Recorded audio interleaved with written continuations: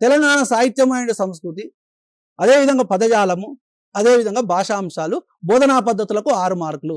6 మార్కులు పోతే ఇంకా 3 చాప్టర్లకు 14 మార్కులు ఉన్నాయి. ఈ 14 మార్కులలో మళ్ళీ కొన్ని టాపిక్స్ ఉన్నాయి. ఒక్కొక్క టాపిక్ నుంచి ఒక్కొక్క ప్రశ్న వస్తుంది. తెలంగాణ సాహిత్యము అండ్ సంస్కృతి అని అంటున్నారు కదా, ఇందులో ఒక 6 టాపిక్స్ అనేటువంటివి పెట్టడం జరిగింది.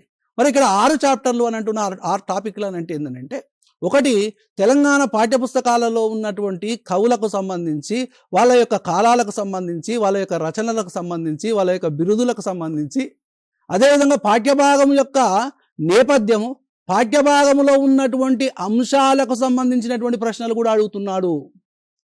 చాలామందికి ఒక డౌట్ ఉంటుంది, మరి ఉపవాచకాలు చదవాలనా, ఉపవాచకాలలో ఉన్నటువంటి అంశాలను చదవాలనంటే పాఠ్యపుస్తకం అన్నప్పుడు పాఠ్యపుస్తకం లోపల ఉపవాచకం తప్పనిసరిగా ఉంటుంది కాబట్టి ఉపవాచకం కూడా చదవాలి. మరి ఉపవాచకాలు ఇంతకుముందు మేము చదువుకున్నప్పుడైతే ఉపవాచకం సపరేట్ ఉండేది బుక్, కానీ ఇప్పుడు పాఠ్యపుస్తకం లోపలనే ఉపవాచకం అనేటువంటిది ఉన్నది కాబట్టి తప్పనిసరిగా చదవాల్సినటువంటి అవసరం ఉన్నది. మరి పాఠ్యపుస్తకం లోపల నుంచి ఏంది ఈ ప్రశ్నలు ఎట్లా అడుగుతున్నాడంటే, పాఠ్యపుస్తకం లోపల పాఠ్యభాగం లోపల నుంచి పోయినసారి ఒక ప్రశ్న అడిగిండు, శివభక్తులను హంస, చిలుక, తుమ్మెదలతో పోల్చినటువంటి కవి ఎవరు అని అన్నాడు.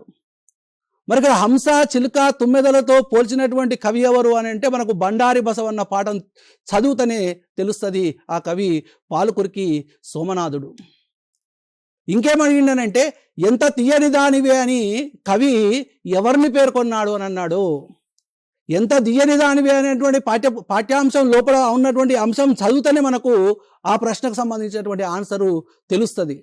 వేముగంటి నరసింహాచార్యులు రాసినటువంటి మంజీరా నాదాలు అనేటువంటి పాఠ్యాంశానికి సంబంధించి మంజీరా నది గురించి అన్నాడు. ఏమన్నాడు అంటే, ఎంత తీయని దానివే మంజీరా, ఎంత చల్లని దానివే, ఎంత తీయని దానివే మంజీరా, ఎంత చల్లని దానివే మంజీరా అని తెలుస్తేనే ఆ ప్రశ్నకు మనము సమాధానాన్ని గుర్తించగలుగుతాం.